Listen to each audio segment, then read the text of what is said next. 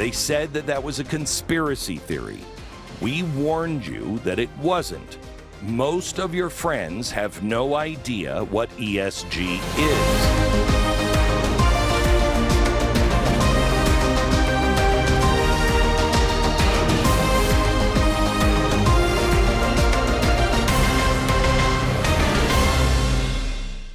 Welcome to today's current events in the world we are living in. I'm your host, Pastor Chris Morgan. Thank you for joining me today. In this episode, we'll be taking a look at what no longer can be called conspiracy theories, but now can only be called conspiracy realities.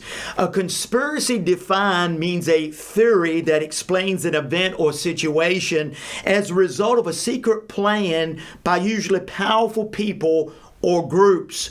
Were once only labeled as conspiracy theories just 2 years ago have amazingly come true. Here are a few examples of them. Please take note of the list at the bottom, which these same people who warned you about all those so-called conspiracy theories are now warning us about again, for they too aren't conspiracy theories, but conspiracy realities. Another glaring example about this is the New World Order, which according to Wikipedia defines the New World Order as a conspiracy theory that theorizes a secretly emerging totalitarian world government. But what you're about to see and hear shows us that is what it really is. The New World Order is about global governance, a one world government, and the road to get us there is the World Economic Forum's Agenda 2030 and the Great Reset. Klaus Schwab, the World Economic Forum's leader, calls for a systemic transformation of the world, a world that is reimagined and remade by the world's elite. It is no conspiracy theory that in lockstep fashion, leaders from around the whole world are working together to stir their individual nations and this world to their desired destination of a new world order. It is no conspiracy theory that the World Economic Forum have trained and handpicked leaders from around the world, including America, to infiltrate cabinets and key government leadership positions. A great example of this is the united voices of the world leaders to build back better, which is all part of the World Economic Forum's push for global governance and a new world order. We also want to work together on building back better from the pandemic, a slogan that I think that Joe has used several times. I think he may have nicked it from us. Once we shut down the virus and deliver economic relief to workers and businesses, then we can start to build back better than before. But it is undoubtedly an opportunity for us to work together and build back better. Build back better. As the world recovers, we have a chance to reset the clock and build back better than before. And building back better our economy and society. We owe it to future generations to build back better and base our recovery on solid foundations. The second plank in Build Back Better advances racial equity by mobilizing our infrastructure. Together we can fix this. Let's build back better. Building back better after disasters is also vital to prevent creating new risks. Together, we can build a safer world. 4 sets of priorities can guide the response to Build Back Better. You know what Donald Trump will do with 4 more years? Blame, bully, and belittle. And you know what Joe Biden will do? Build back better. Now, let me tell you something else that isn't a conspiracy theory about the intentions of the World Economic Forum. They're playing for us, you'll own nothing and be happy. Of course, the elite won't live this way, but they expect us to live this way. And their plans include 15-minute smart cities, no automobiles, tiny apartments, no privacy, no free will, no religion. Really what they mean by that, or what's going to be said by that, is no Christianity.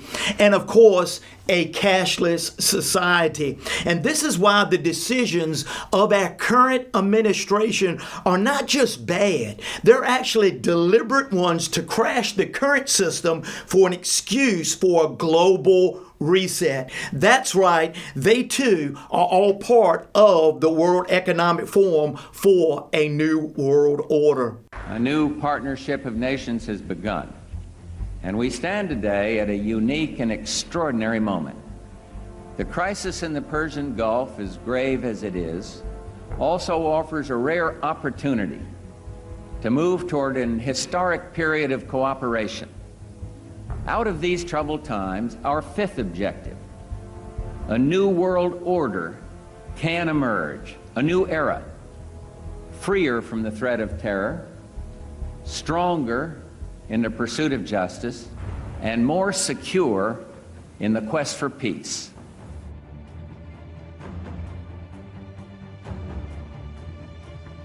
What pleasure to be together again and to design the future.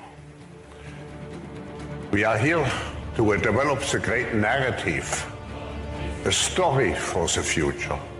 In order to shape the future, you have first to imagine the future, you have to design the future, and then you have to execute. Here, I think the next 2 days, we will look how we imagine, how we design, how we execute the great narratives, how we define the story of our world for the future. Well, look, I think it's going to be, we're going to make a deal. We always make a deal. But it's going to be a different kind of deal because it's got to be a deal that respects the values that in the new world order regarding... One of the top military people said to me in a secure meeting the other day, 60 million people died between 1900 and 1946. And since then, we established a liberal world order, and that hadn't happened in a long while. A lot of people dying, but nowhere near the chaos. And now is a time when things are shifting. There's going to be a new world order out there, and we've got to lead it. We've got to unite the rest of the free world in doing it. So anyway, I think there were two different State of the Union addresses. The first one was the State of the New World Order, and he was talking about bringing unity to all the people around the globe and the countries around the globe and NATO and all that, and what we could do if we were unified. You heard Secretary Blinken essentially say, look, sanctions relief could happen. It all depends on the behavior of Russia. Can we really live in a world where Putin's let back into the New World Order? Well, that's not what I heard him say. What I heard him say was that really we are going to support the Ukrainians, the people and the government of Ukraine, as they try to figure out what for them is the best way forward. And that, I think, is exactly the right position for the United States, Europe, and the West and other countries to take. Your second part of that question, though, is a really important one. I would not allow Russia back into the organizations that it has been a part of. I think there's an upcoming G20 event later in the year. I would not permit Russia to attend, and if they insisted on literally showing up, I would hope there would be a significant, if not total, boycott. For the rest of us that aren't Ukrainians, I think the world, quite frankly, Kira, is surprised by the will of the Ukrainian people to stand up and fight. Are you?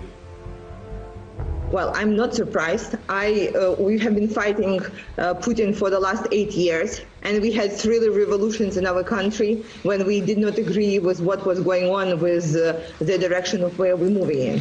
But right now, it's a critical time because we know that we not only fight for Ukraine, we fight for this new world order.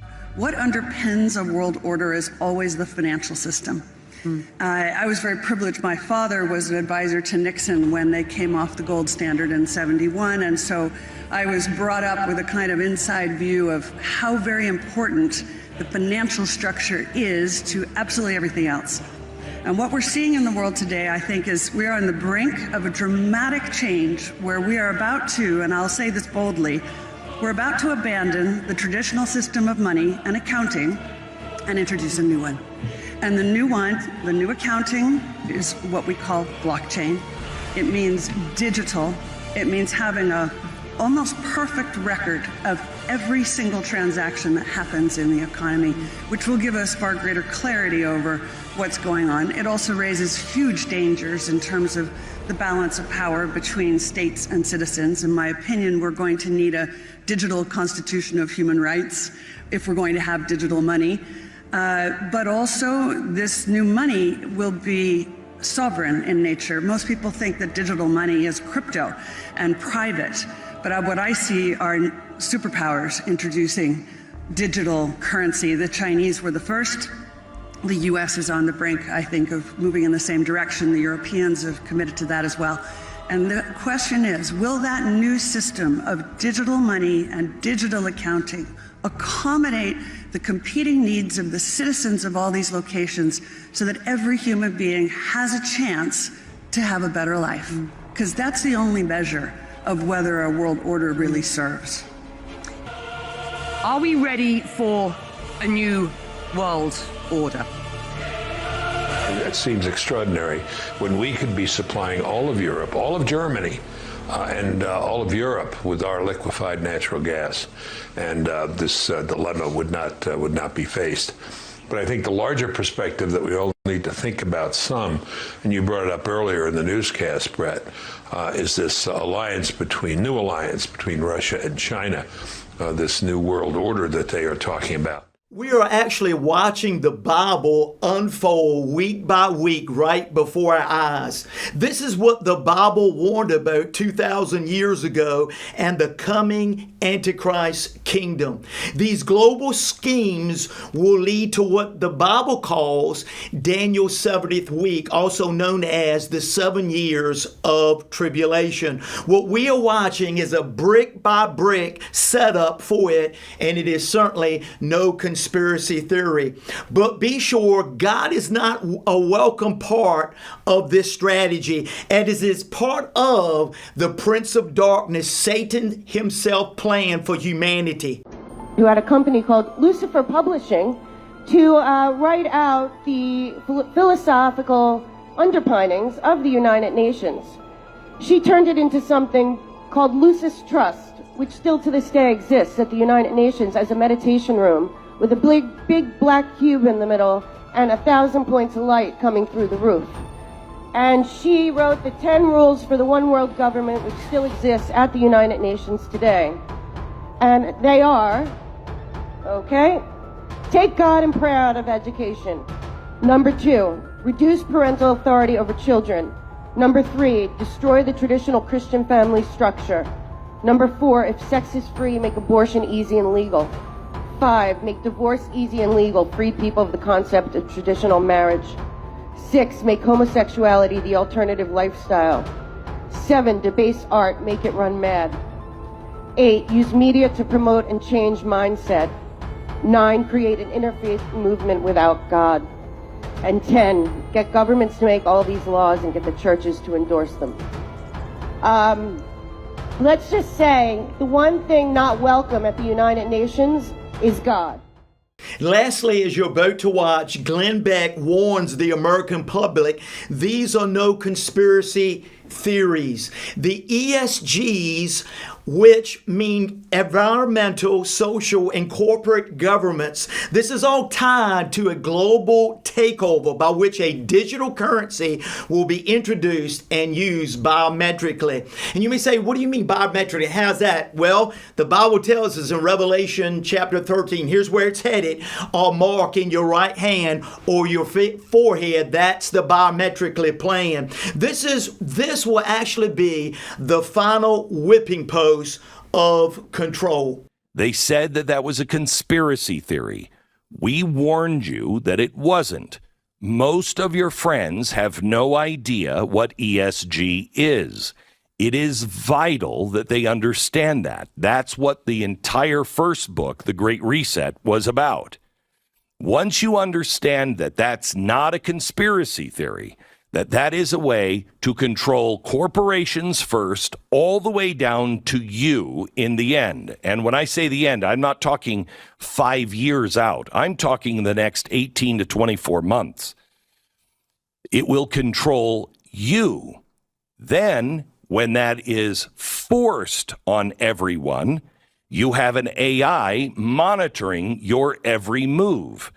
If you don't have the right credit score and they introduce CBDC, central bank digital currency, and it is programmable, exactly what Kamala Harris was talking about with AI, putting the information in that the government wants it to have, so it will have certain parameters that these leftists want to have in for your money. It's not your money. If you step out of bounds, if you complain about LGBTQ, they don't need the FBI to investigate you. AI will already know what you've written, who you're talking to, what you said at any kind of meeting or any meeting where your phone is on. And if you think that I am exaggerating, you are sadly misled and misguided. It will gather all of the information automatically, and it will change your score in real time, and you won't be able to do things that you want to do. We told you yesterday about how transportation, you're not going to be able to fly and go places. You're not even going to be able to drive your car from city to city if you don't have a perfect score. And as I told you yesterday or the day before, the UNESCO, outlined in 2019 that you could have a low ESG score if you're a journalist. Why? Because you're going to be talking to people whose view does not agree with ESG or one of the other things that they're measuring. And if you talk to them for your job as a journalist, your point will go down, your score will go down, and you may not be able to drive your car. You'll have to ride a bus. This is not science fiction. This is true, and it is happening, and I do not want you to take my word for it. You'll notice I said, this is page 156, and I told you that it was what? Footnote 373? I think so. This whole thing is footnoted, so everything is clear that you can go and find the original source. And again, listen to what they're saying today. They were lying to you then when they said this is a conspiracy theory, because they are saying today it's inevitable and you will have to participate. It's inevitable. I thought it was a conspiracy theory. So today's conspiracy theory is tomorrow's absolute fact. And by tomorrow, you could be in a digital jail. Hopefully, as you can clearly now see, these are no conspiracy theories, but conspiracy realities. We must wake up, America. We have to wake up to what's happening right here in our midst. God both warns us and prepares us about these things because of His great love for us. He's warned us and showed us in His Word, and now these predictions are coming past. And it's really all points to the great tribulation that's headed. We're not in it, but we're headed to it. And if we are, and these things are true, which we can see, then God is beckoning us to get saved, to get right with Himself. And we do that by making Jesus the Lord of our lives. And as the church, we have to be the church. We need to be God's voice and His force in the earth for those who will listen. And we need to point people to Jesus and the Word of God, which is our only answer. answer. And as the church, we need to expectantly wait for the blessed hope and a future reality for all of us in the church, which is the rapture. And God is telling us to be ready and to help others get ready as well. Well, I hope this has helped you today. I'm Pastor Chris Morgan, your host. Until next time, I'll call you blessed.